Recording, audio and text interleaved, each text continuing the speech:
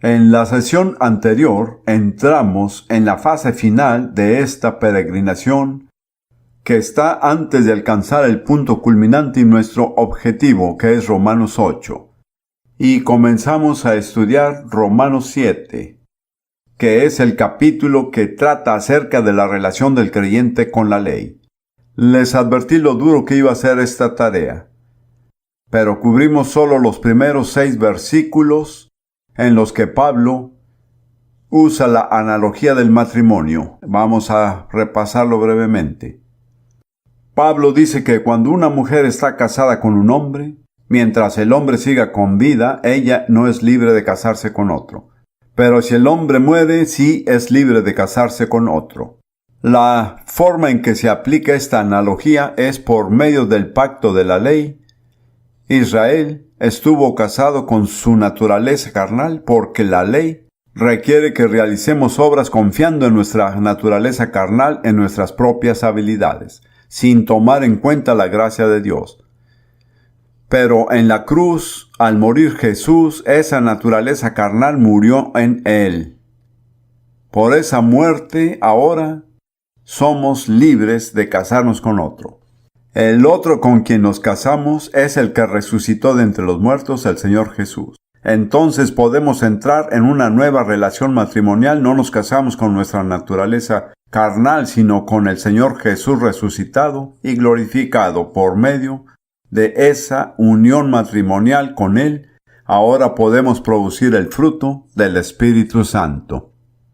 Mientras estábamos en la carne, fuimos incapaces de producir el fruto del Espíritu. Lo único que fuimos capaces de producir fue lo que Pablo llama las obras de la carne y las enumera en Gálatas 5:19 y siguientes. Y no hay ni una cosa buena entre ellas. Tenemos que entender esto muy claramente. Las obras de la carne son malas y el fruto del Espíritu es bueno. No podemos mezclar un poco de uno y un poco del otro, son totalmente opuestos. Veremos este tema de nuevo en Romanos 8. Mientras que se habló sobre la relación matrimonial, entré en un tema que puede ser que los haya ofendido a algunos o que les haya molestado. Fue el tema del divorcio. Realmente no era esta la intención, pero siento mucha preocupación al respecto porque creo que una gran cantidad de cristianos, tanto hombres como mujeres, se encuentran en estado de esclavitud o culpa debido a un matrimonio roto. Cuando escribí el libro Dios es casamentero, la casa editora que se llama Libros Elegidos me pidió que escribiera un capítulo sobre el divorcio. Les dije, hermano, yo tengo suficientes problemas, así como está, no necesito más. Pero la editorial me presionó y oré y busqué a Dios y sentí que Dios quería que escribiera ese capítulo. Fue un capítulo muy difícil. En este libro, aunque el tema era cómo encontrar su pareja, hay un capítulo para divorciados y un capítulo para aquellos que no se casan. Ahora, no puedo entrar en detalle, pero si les inquietó lo que dije acerca del divorcio, creo que sería justo tanto para ustedes como para mí que se consiguieran el libro y lean el capítulo titulado El divorcio y las segundas nupcias. Léanlo con atención y vean si lo que digo es bíblico. Pienso que una gran cantidad de cristianos han permanecido atados o se sienten culpables por las enseñanzas erróneas sobre el divorcio. Yo tuve la culpa de haber compartido esa enseñanza errónea al inicio de mi ministerio. Yo enseñaba eso. He recibido muchas cartas de hombres y mujeres que leyeron el libro y leyeron el capítulo y me daban las gracias. Me decían gracias por liberarme de ese sentimiento de culpabilidad y la sensación de ser un cristiano de segunda clase. Eso es todo lo que quiero decir. Ahora vamos a volver a Romanos capítulo 7 y vamos a ver el segundo punto de nuestro bosquejo que nos dice que la ley le da vida al pecado y hace que quede expuesto. Estar de nuevo bajo la ley, cuando hemos sido liberados de ella, es reavivar al viejo hombre que sigue siendo un criminal. Ahora veamos en qué parte se menciona esto, ya que se afirma varias veces. Volvamos por un momento a Romanos capítulo 3, versículo 20. Romanos 3, 20. Pablo dice, ya que por las obras de la ley, ningún ser humano será justificado delante de él. Nadie logrará nunca la justicia con Dios mediante el cumplimiento con la ley. Y concluye diciendo, porque por medio de la ley es el conocimiento del pecado.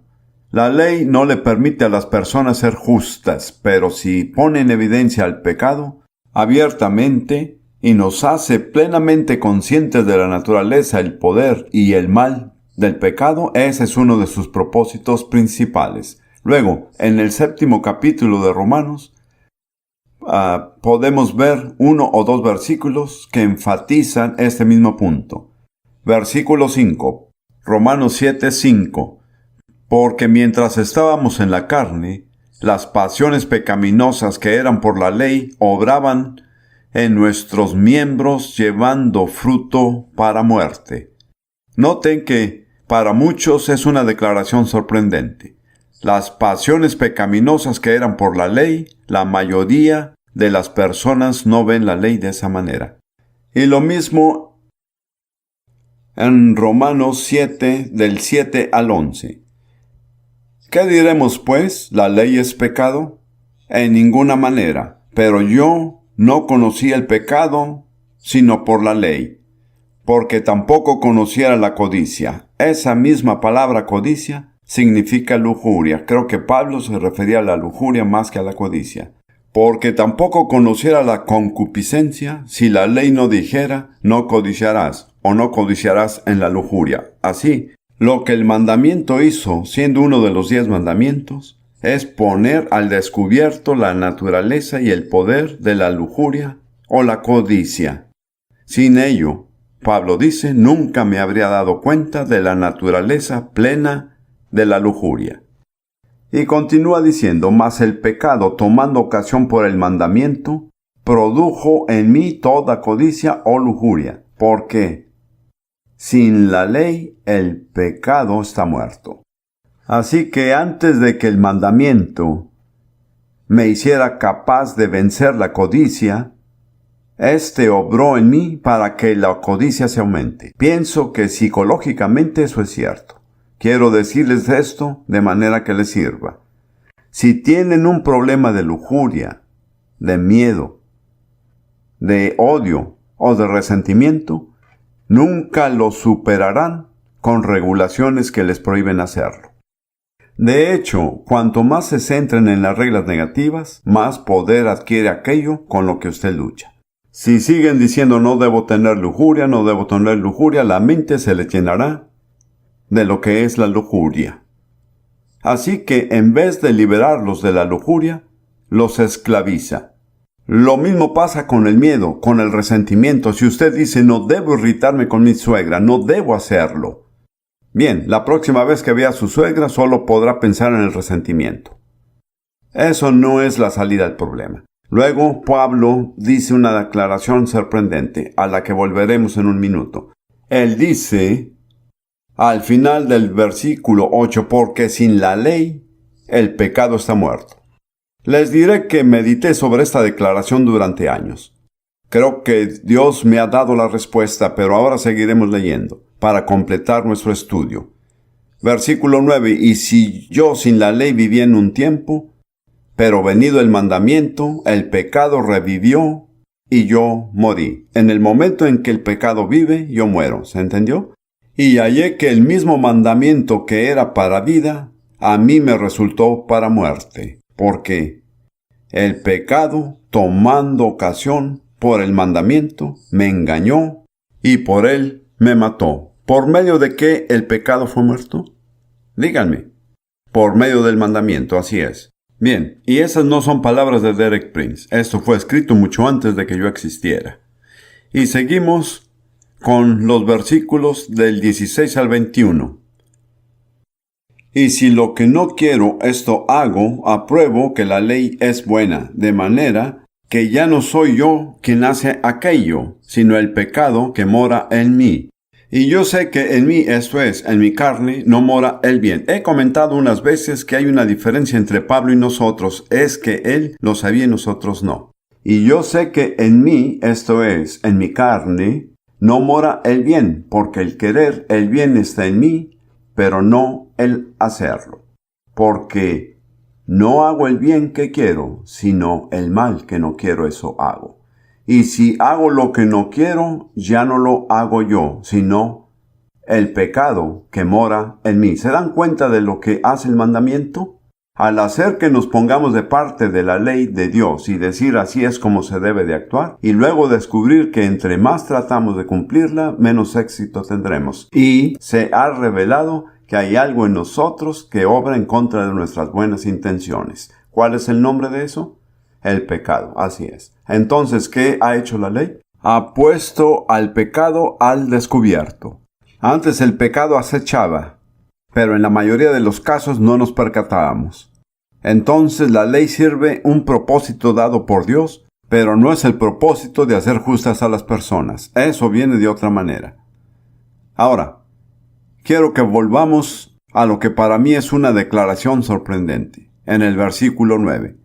Y yo sin la ley vivía en un tiempo, pero venido el mandamiento, el pecado revivió, y yo morí. Ahora les voy a ofrecer 3 explicaciones de lo que Pablo está diciendo. Y yo sin la ley vivía en un tiempo, pero venido el mandamiento, el pecado revivió, y yo morí. En primer lugar, como descendiente de Adán, Pablo, en cierto sentido, fue representado por Adán como lo fuimos todos nosotros. Adán estaba vivo en el jardín. Era un ser perfecto, sin corrupción ni defecto de ningún tipo. No se sabe por cuánto tiempo siguió en esa condición. Pudieron haber sido cientos de años, simplemente no se sabe. Pero cuando llegó el mandamiento, el pecado cobró vida. La rebeldía se levantó en él e hizo lo mismo que le dijeron que no hiciera. Debe de haber habido miles de árboles en ese jardín. Pero él quería tomar el único árbol que estaba prohibido. ¿Se entiende? Y cuando él comió de él, el pecado cobró vida y él murió. Dios se lo había advertido. Le dijo que el mismo día que lo coma seguramente morirá. Él vivió físicamente 900 años, pero murió espiritualmente. Fue separado de Dios por su rebeldía. Ya no era apto para la presencia de Dios. Cuando Dios entró al jardín se escondió. Ya conocen la historia. Esa es una posible explicación que aplica a todos nosotros, ya que todos descendemos de Adán. Pablo era israelita y la mayoría de nosotros no lo somos. Y debemos recordar que la ley no redimió a Israel de Egipto y de su esclavitud. La ley no lo sacó.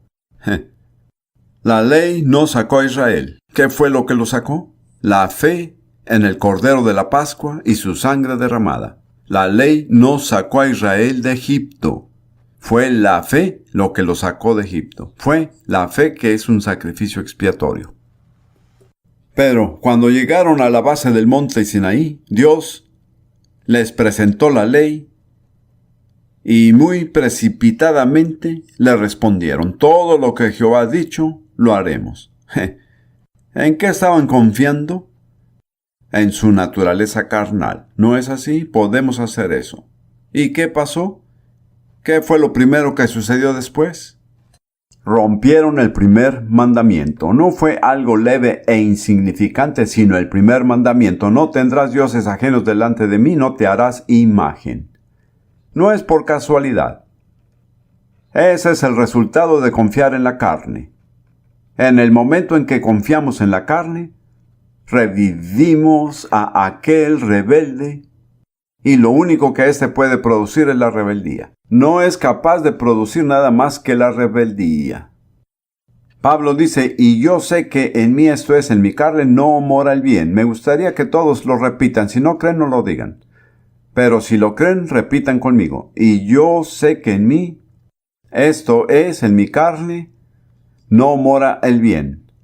A la mayoría de las personas les lleva mucho tiempo descubrirlo.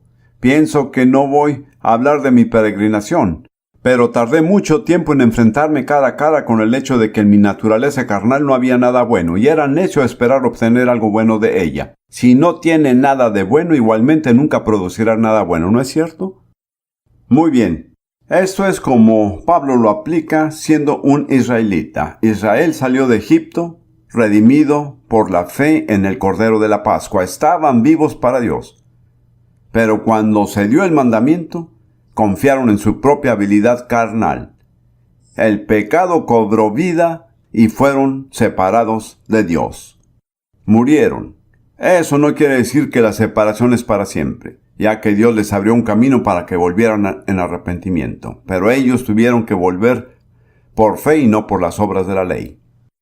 Y con respecto a esta declaración de "y yo sin la ley viví en un tiempo, pero venido el mandamiento, el pecado revivió y yo morí", pienso que fue muy probable una declaración verdadera de la propia experiencia cristiana de Pablo. He tratado con ellos más que lo normal, tanto con judíos como con musulmanes. Y tanto el judaísmo como el islam son totalmente religiones de obras, y firmemente lo admiten. Odian al cristiano que no tiene que esforzarse. Dicen todo tipo de cosas negativas sobre el cristianismo porque no hay que esforzarse. No tienen ningún concepto real de lo que implica, pero critican y atacan al cristianismo por esa razón.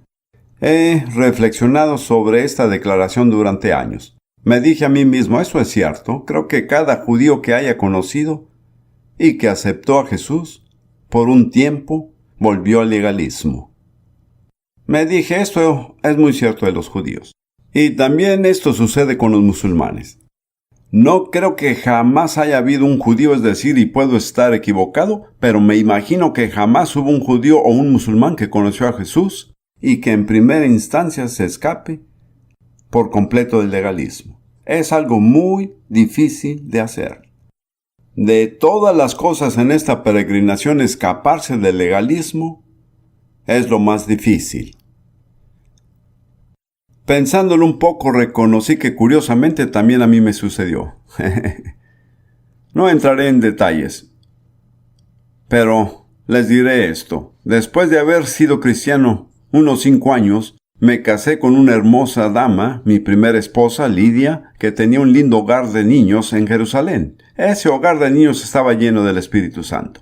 Aquellas niñas caminaban en el Espíritu, oraban, veían milagros, veían visiones, veían respuestas a la oración. Luego llegué yo y me convertí en el señor de la casa. Y pensé, tiene que haber reglas aquí.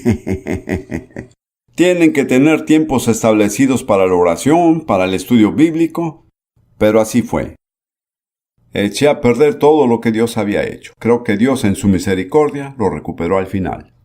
Pero reconozco plenamente que yo mismo caí en el legalismo, y más de una vez. Más reciente, por experiencia reciente, me involucré en algo que algunos de ustedes conocen y era puro legalismo. No hablaremos sobre este tema más. Gracias a Dios que me sacó. Muy bien. Querrán decir que la ley es algo malo. Pablo dice que al contrario, que la ley es totalmente buena. Lo malo no está en la ley, está en nosotros. Entonces veamos lo que dice Pablo aquí sobre la ley.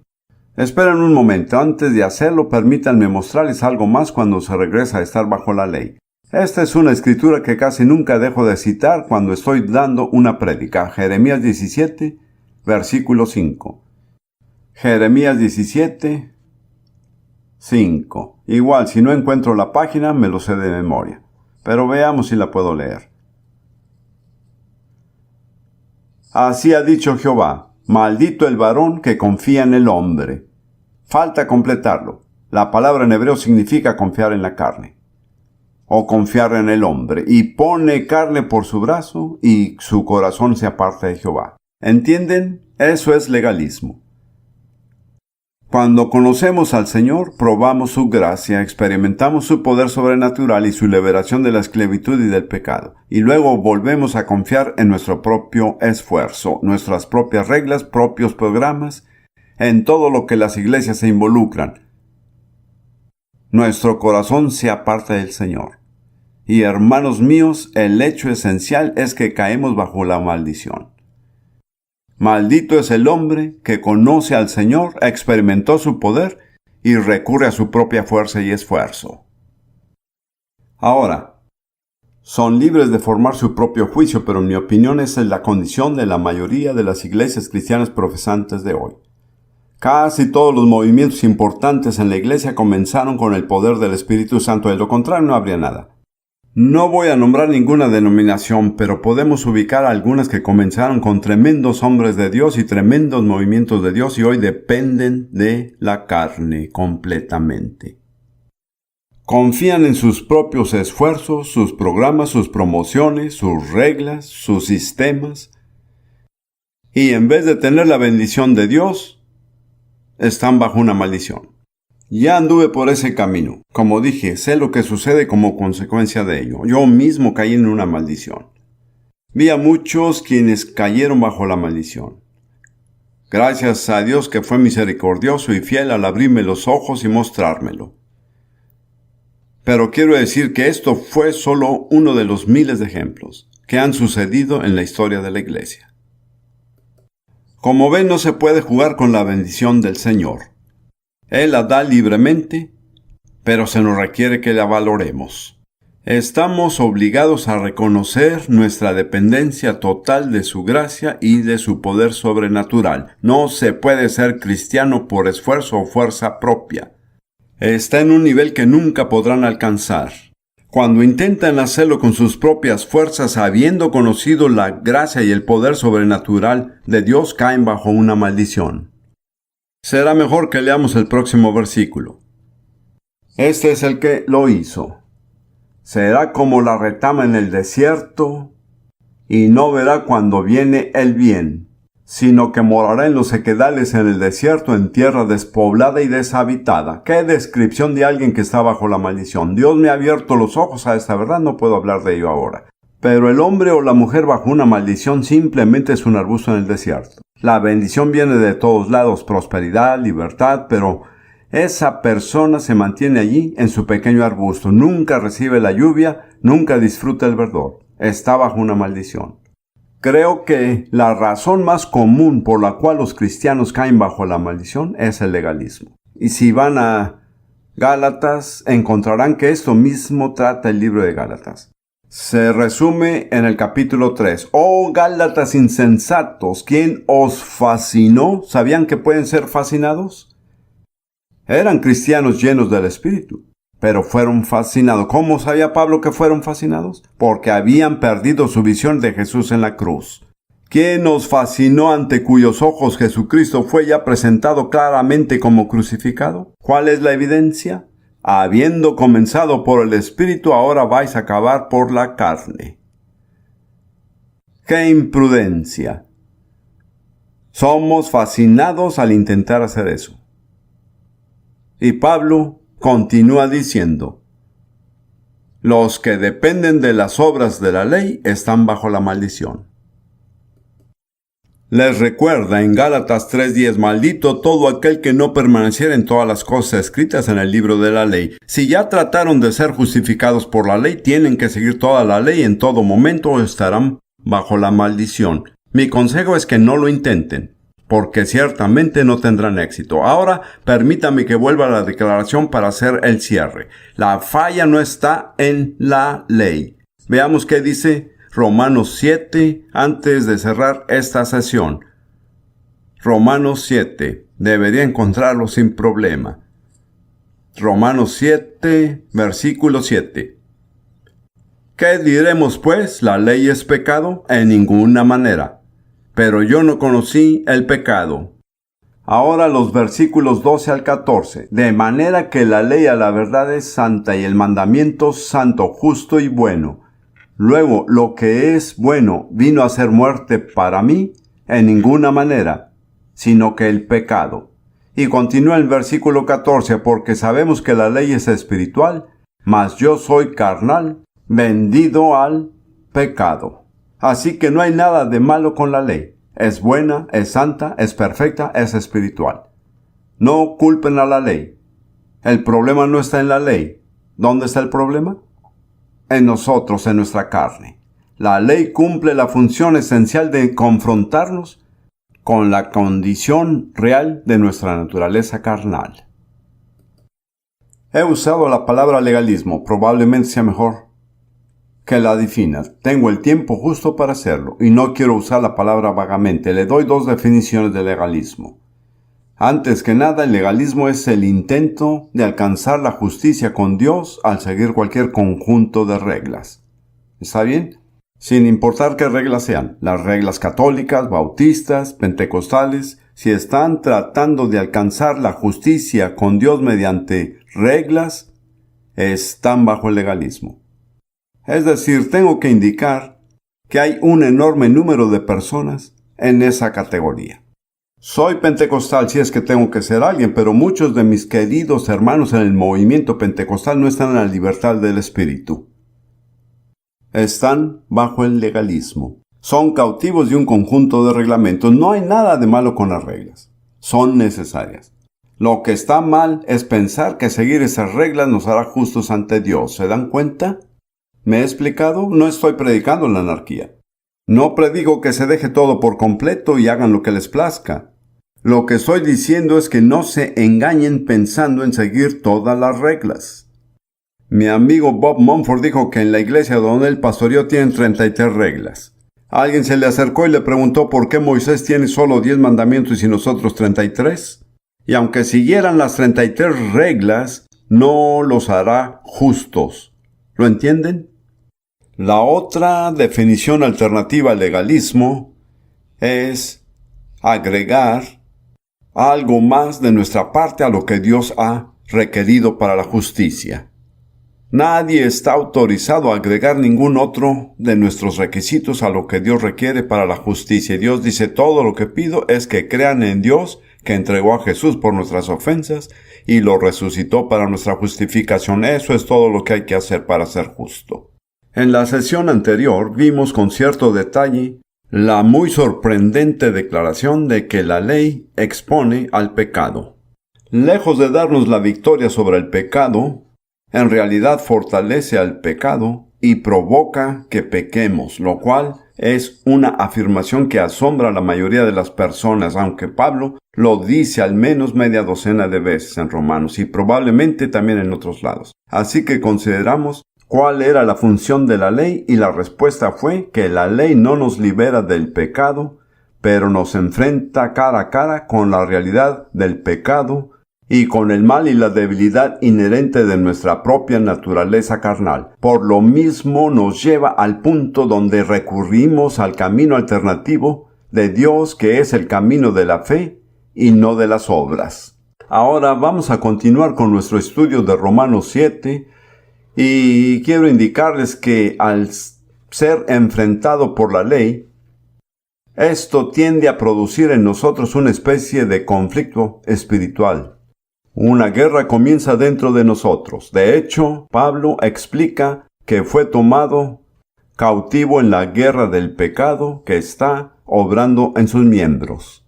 Supongo que entre más nos preocupemos por ser buenos y hacer el bien, más conscientes somos de este conflicto interno. A las personas no les preocupa la justicia o el bien. Quizás no tengan mucho conflicto. Pero cuando las personas más se preocupan y más desean hacer el bien, se vuelven más conscientes de este conflicto interno. Creo que la Biblia nos presenta una imagen de este conflicto con la experiencia de Rebeca. Recuerden que Rebeca era la esposa de Isaac y estuvieron casados por muchos años y no podían tener hijos porque Rebeca era infértil. No sé si hayan considerado cuántas mujeres en la Biblia que el propósito de Dios era que se convirtieran en las madres de los niños más prominentes. No eran fértiles. Sara, Rebeca y muchas otras. Es como si Dios nos llevara al punto en que hay que orar hasta que se cumpla su voluntad revelada. Y creo que es una experiencia que nos sucede a muchos en la vida. Dios nos muestra y dice, esta es mi voluntad, y es imposible. Pero Dios nos lleva al punto donde algo es imposible para que podamos aprender a orar aún dentro de la imposibilidad. Entonces vamos a leer en Génesis 25, versículos 21 y siguientes, acerca de Rebeca. Génesis 25, 21 en adelante. Y oró Isaac a Jehová por su mujer, que era estéril. Y lo aceptó Jehová, y concibió Rebeca su mujer. Así que, para los matrimonios que estén presentes y que anhelan tener hijos y no los tienen, no se den por vencidos. No puedo contar la cantidad de parejas infértiles por quienes Rudy y yo hemos orado. Y cuando se rompió la maldición de la infertilidad, la siguiente noticia era que había un niño en camino. Ahora, continuemos con la historia de Rebeca, versículo 22. Y los hijos luchaban dentro de ella. Y dijo, si es así, ¿para qué vivo yo? En otras palabras, Dios, ¿qué significa esto? ¿Por qué están luchando en mí? Y fue a consultar a Jehová y le respondió Jehová, 2 naciones hay en tu seno, y 2 pueblos serán divididos desde tus entrañas. Un pueblo será más fuerte que el otro pueblo, y el mayor servirá al menor, lo cual va en contra de la tradición y cultura natural, especialmente en el Medio Oriente. Cuando se cumplieron sus días para dar a luz, he aquí había gemelos en su vientre, y salió el primero rubio, y era todo velludo como una pelliza, y llamaron su nombre Esaú. Después salió su hermano, trabada su mano al calcañar de Esaú, y fue llamado Jacob, y la palabra Jacob se deriva de la palabra que significa talón. En hebreo la palabra talón es Akeib, y en hebreo el nombre de Jacob es Jacob, que significa que se agarró del talón. Entonces por eso lo llamaron así. Trabada su mano al calcañar de Esaú, y fue llamado su nombre Jacob. Y era Isaac de 60 años cuando ella los dio a luz. Así que tuvo que esperar 60 años antes de tener a sus hijos. Pero solo quiero que lo tomemos como un ejemplo. Rebeca sentía que esta lucha continuaba dentro de ella y no podía entender lo que ocurría. Así que fue y le preguntó al Señor.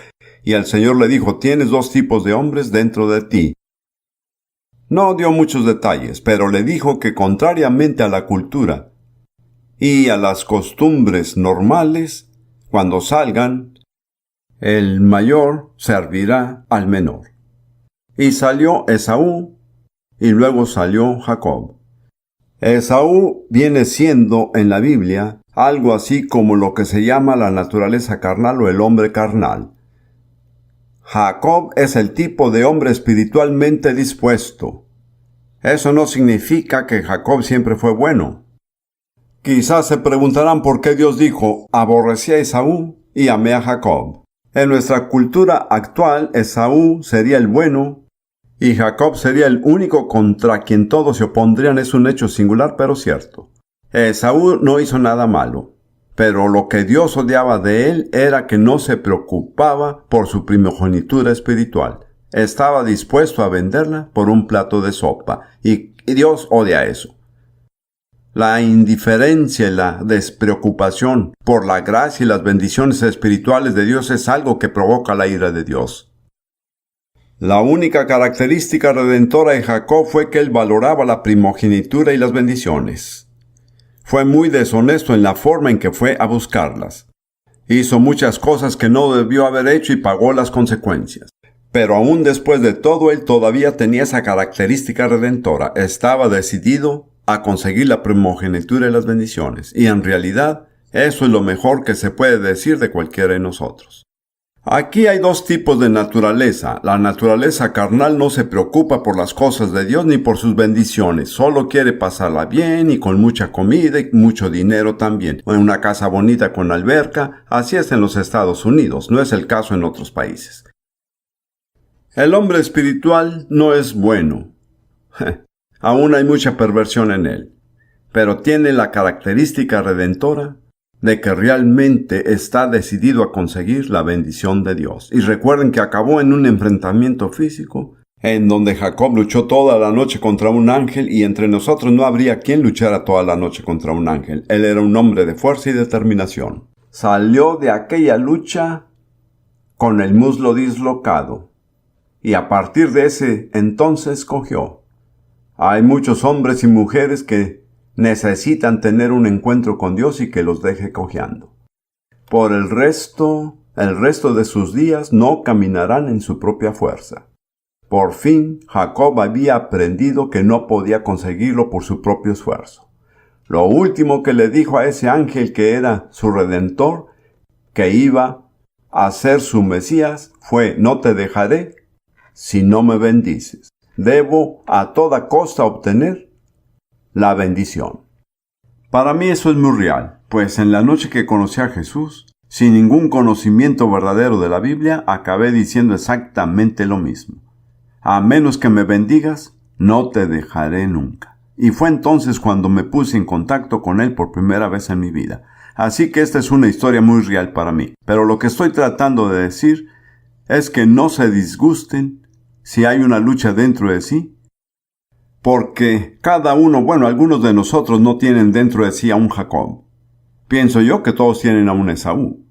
Pero habrá conflicto si es que hay un Jacob, así como un Esaú. Estas dos naturalezas no pueden coincidir. Ahora continuemos con la historia y regresemos o volvamos a Romanos 7 y veamos cuál es la salida de este conflicto. Es muy obvio que Pablo también tuvo este conflicto de una manera muy marcada. Al final de Romanos capítulo 7, versículos 24 y 25 dice: Miserables de mí, ¿quién me librará de este cuerpo de muerte? O digamos, esta mi naturaleza muerta y carnal. Esta naturaleza corporal que siempre lucha contra las cosas de Dios, que resiste mis mejores intenciones de hacer el bien y seguir las leyes de Dios. ¿Quién me liberará? Es un grito de angustia. Ahora, la traducción no lo muestra, pero el griego dice, pero el texto continúa: gracias doy a Dios por Jesucristo Señor nuestro. Pero lo que realmente está diciendo es: gracias a Dios hay una salida por medio de Jesucristo nuestro Señor. Eso es lo que quiero dejarles. Hay una salida a través de Jesucristo nuestro Señor. La salida es a través de la cruz. Es por medio del sacrificio sustitutivo y la muerte de Jesús. Regresemos a Romanos 6:6, que dice: nuestro viejo hombre, nuestra naturaleza carnal, fue crucificado juntamente con Él, fue condenado a muerte, y por eso podemos ser liberados de la naturaleza carnal y llegar a la plenitud de la libertad y la vida en el Espíritu, pero solo por medio del sacrificio sustitutivo de Jesús en la cruz. Es solo cuando hacemos dos cosas. ¿Recuerdan lo que dijo Romanos 6:6? Sabiendo esto y teniendo en cuenta que es verdad, sabiendo que nuestro viejo hombre fue crucificado con Él, reconociendo que el viejo hombre ha muerto, y mientras sigamos reconociendo con fe, lo experimentaremos. Ahora, nos enfrentamos al hecho de que solo tenemos dos posibilidades, y son las siguientes: o estamos bajo la ley, dominados por el pecado, o estamos bajo la gracia y guiados por el Espíritu Santo, y libres de la ley y del pecado. Son alternativas mutuamente precisas. No se puede estar en ambas a la vez. Ese es el hecho importante. Volvamos por un momento a Romanos 6:14, solo para esta declaración. Porque el pecado no se enseñoreará de vosotros, pues no estáis bajo la ley, sino bajo la gracia. Ya mencioné claramente lo que esto implica. Si están bajo la ley, el pecado se adueñará de ustedes. Si están bajo la gracia, no están bajo la ley. No se puede estar bajo la ley y bajo la gracia a la vez. Tienen que decidirse. La alternativa es estar bajo la gracia y ser guiados por el Espíritu Santo. Esto es de suma importancia, Porque hay muchos que dicen, bueno, si no estoy bajo la ley, entonces puedo hacer lo que me plazca. Es totalmente erróneo. La alternativa de estar bajo la ley no es hacer lo que les plazca. Es ser guiado por el Espíritu Santo. Y permítame decirles una cosa con certeza, el Espíritu Santo nunca los guiará a algo malo o que desagrade a Dios. Puede confiar en Él más que confiar en sus propios esfuerzos para cumplir la ley. Vamos a ver estas declaraciones que se hicieron poderosamente. Están en Romanos 8:14. Más adelante lo estudiaremos, pero hay que verlo ahora. Romanos 8:14. Porque todos los que son guiados por el Espíritu de Dios, estos son hijos de Dios. Y se refiere a hijos maduros. Como ven, para convertirse en un hijo de Dios hay que nacer del Espíritu Santo, ya lo sabían. Pero para madurar en Cristo deben ser guiados por el Espíritu Santo. El único camino hacia la madurez es ser guiado por el Espíritu Santo. Y yo diría que hay una gran cantidad de hijos de Dios que han nacido del Espíritu, pero nunca aprenden a ser guiados por el Espíritu Santo y serán bebés espirituales toda su vida, porque el único camino a la madurez es ser guiado por el Espíritu Santo. Todos los que son guiados continuamente por el Espíritu Santo, y esto es en un presente continuo, estos y solo estos son hijos de Dios. Le diré con toda claridad, la otra opción a estar bajo la ley es estar bajo la gracia. Y si están bajo la gracia, están siendo guiados por el Espíritu Santo. Nunca digan que el hermano Prince dijo que no hay que seguir ninguna regla y que se puede hacer lo que queramos. Es totalmente incorrecto. La alternativa para cumplir con todas las reglas es ser guiado por el Espíritu Santo. Las reglas están perfectamente, pero es imposible seguirlas. Así que solo les queda otra alternativa: confiar en el Espíritu Santo. Aprender a ser guiados por Él nunca los llevará por mal camino. Veamos Gálatas 5 por un momento. Y nuevamente veremos que se menciona la misma verdad. Gálatas 5, 18. Pero, si sois guiados por el Espíritu, no estáis bajo la ley. Más claro que eso no puede ser. Son alternativas mutuamente excluyentes. Si están siendo guiados por el Espíritu, no están bajo la ley. Si están bajo la ley, no son guiados por el Espíritu. Pero el único camino hacia la madurez es ser guiados por el Espíritu. No pueden llegar a la madurez estando bajo la ley. Muy bien. Ahora vamos a ver Primera de Timoteo 1.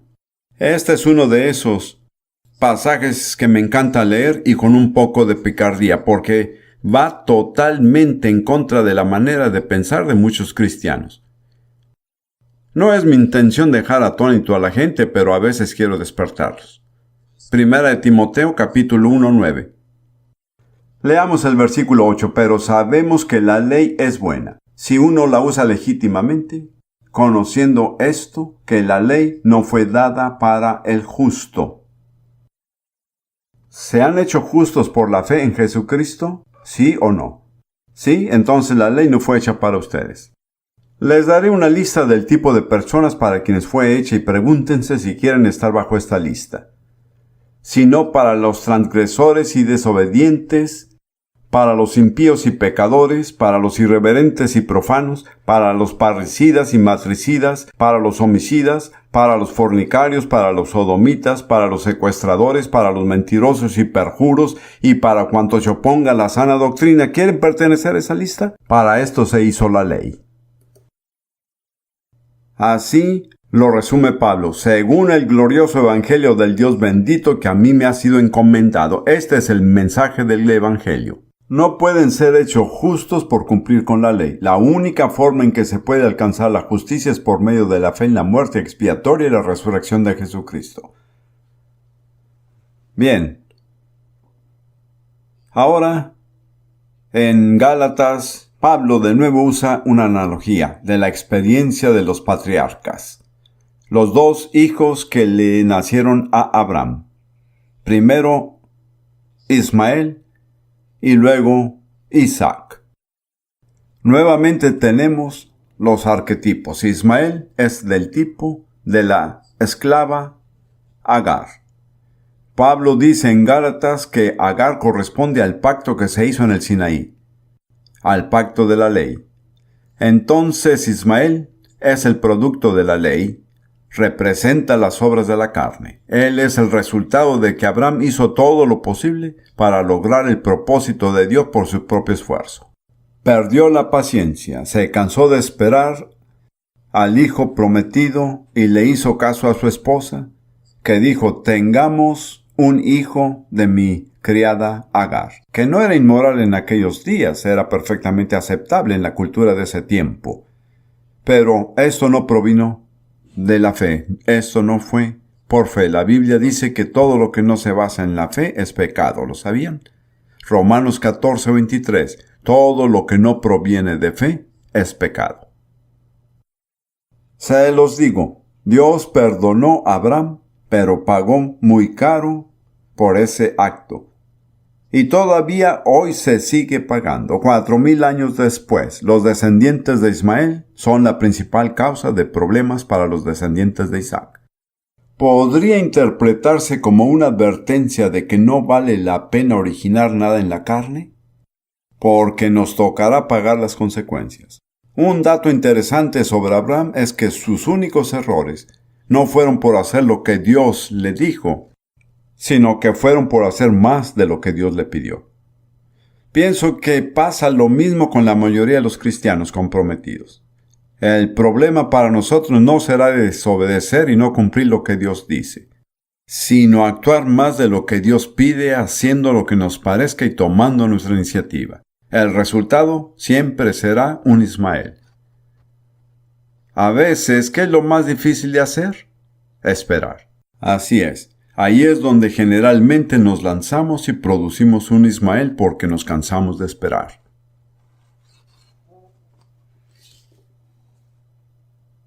Bien, quiero que veamos lo que Pablo dice en Gálatas. Él dice que cuando Isaac vino, Ismael inmediatamente comenzó a burlarse de él. La carne siempre ridiculiza al espíritu, ¿lo ven? Y Sara se enojó y contrarrestó su propio consejo. Qué típico cuando estamos en la carne. Ella le dijo a Abraham: ten un hijo de Agar, y luego le dice: echa a la esclava y a su hijo. En ambas ocasiones, Abraham tomó el consejo. En la primera estuvo mal, en la segunda estuvo bien. Pero este es el mensaje. Cuando llega el Hijo de la fe y la gracia, ya no hay lugar para la esclava y su hijo. Echar fuera la ley y los productos de la carne cuando venga el niño de la fe. Noten que Isaac no fue el producto de la habilidad de Abraham. Él fue el producto de una impartición sobrenatural de Dios. Es todo lo que se acepta. Lo que podemos hacer con nuestra propia habilidad nunca es suficiente para complacer a Dios. Tenemos que obrar en el nivel sobrenatural, que no significa convertirse en supercristianos, sino en cristianos. No pueden vivir la vida cristiana al nivel de sus propias habilidades. Solo tiene que leer el Sermón del Monte y preguntarse: ¿cuánto de esto puedo cumplir con mi propia capacidad, fuerza y voluntad? Permítanme que lo repita, el cristianismo no es cumplir un conjunto de reglas. Ahora, estamos por ver algo de tremenda importancia. Estar bajo la ley cuando ya se ha conocido la gracia, y no me refiero a personas que nunca han conocido la gracia, pero cuando han conocido la gracia y se regresa a la ley, quedan fuera de la gracia. No pueden estar bajo la ley y la gracia al mismo tiempo. Gálatas 5, 3 y 4. ¿Cuál fue el problema de la iglesia de Gálatas? Que habían conocido la gracia y el poder sobrenatural de Dios de una manera maravillosa, y luego por culpa de falsos maestros sintieron que tenían que volver y cumplir con la ley de Moisés. Así que Pablo estaba más molesto con los Gálatas que con cualquier otra iglesia. Es la única iglesia a la que escribió sin agradecer a Dios por ella.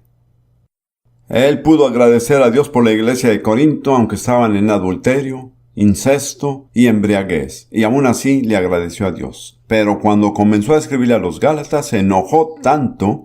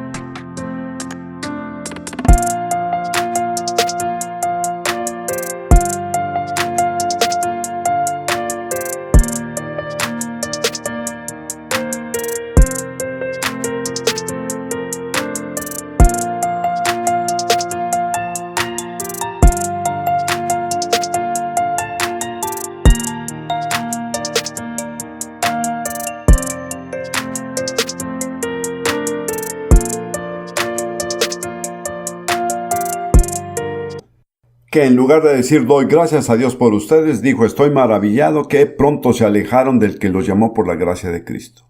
Si bien no me equivoco, creo que Pablo le dio mucho coraje en ese momento. Ciertamente vale la pena fijarse en su reacción a esta situación. Así que esto es lo que dijo en Gálatas 5, 3 y 4. Y se está dirigiendo a personas que están circuncidadas para cumplir con la ley de Moisés, ¿lo entienden? Ahora, a un bebé judío no lo circuncidan por cumplir con la ley de Moisés, lo circuncidan por el pacto de Dios con Abraham hecho en Génesis 17. Es algo muy interesante y esto lo menciono para corroborar lo que les digo. Pablo tenía a dos de sus discípulos más cercanos, Timoteo y Tito. Timoteo nació de una madre judía y por eso era legalmente judío, y Pablo le exigió su circuncisión por esa razón. Tito fue totalmente gentil y Pablo luchó mucho para no circuncidarlo a él. ¿Lo ven? Así que para un judío la circuncisión no cumple con la ley, aunque pueda estar en la ley. Jesús mismo dijo que no era de la ley, era de los padres. No necesitamos ver esto ya que la mayoría no son judíos, pero si me encontrara con un creyente judío le diría que si tiene un hijo que se asegure de circuncidarlo. Ahora, se está hablando de personas que eran gentiles y que fueron circuncidados para cumplir con la ley. Y esto es lo que Pablo dice. Y otra vez testifico a todo hombre que se circuncida, que está obligado a guardar toda la ley. No se puede seguir solo una parte de la ley, o lo cumplen en su totalidad o no están bajo ella. De Cristo os desligasteis, los que por la ley os justificáis, de la gracia habéis caído. No creo que eso signifique que fueron almas perdidas, pero lo que significa es que ya no vivían en la gracia de Dios. Es una declaración muy grave. Ustedes han sido separados de Cristo, a aquellos de ustedes que buscan ser justificados para alcanzar la justicia al seguir la ley. ¿Se puede aplicar esto a los cristianos? Se aplica a millones de cristianos. Permítame cerrar solo con una imagen de las alternativas.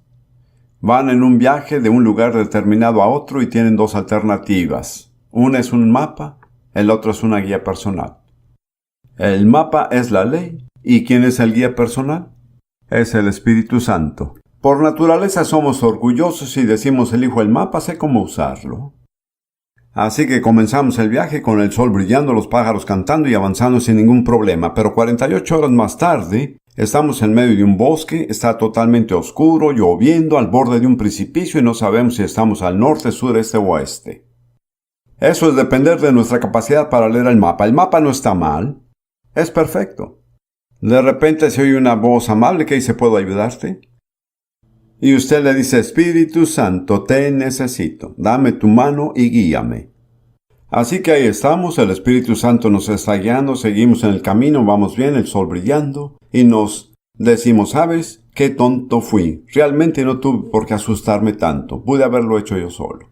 Nos damos la vuelta y ¿saben qué? El Espíritu Santo ya no está. Luego, unos 4 días después, estamos en medio de un pantano. Y cada paso que damos nos hunde más. Ahora, nos da mucha vergüenza decirle al Espíritu Santo que lo necesitamos. Pero Él dice, amablemente, quizá me necesitas. Oh, Espíritu Santo, sácame de este pantano. Y lo hace.